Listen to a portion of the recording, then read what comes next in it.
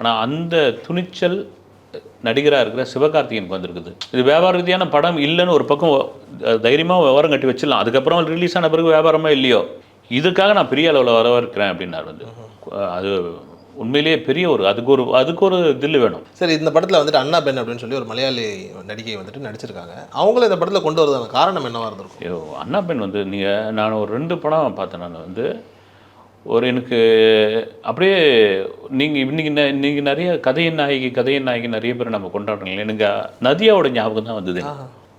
நதியா நீங்கள் பூவே பூச்சுடுவா இப்பவும் பாருங்கள், அப்படி ஒரு ஃப்ரெஷ்ஷாக இருக்கும் அந்த படம். உண்மையாக கதையின் நாயகி நதியா தான் அதனுடைய பாதிப்பு தான் நதியா கம்மல், நதியா புடவை, நதியா செருப்புன்னு தொடர்ச்சியாக வந்துக்கிட்டே இருந்தது அந்த காலகட்டங்களில், 80களில். அப்படி ஒரு நதியாவுடைய இன்னொரு வெர்ஷனாக நான் பார்க்குறேன். இன்றைய காலகட்டம் 2000 வருஷத்து 2Kல பார்க்குற ஒரு நதியாவாக அண்ணா பெண் பார்த்துக்கிறேன்.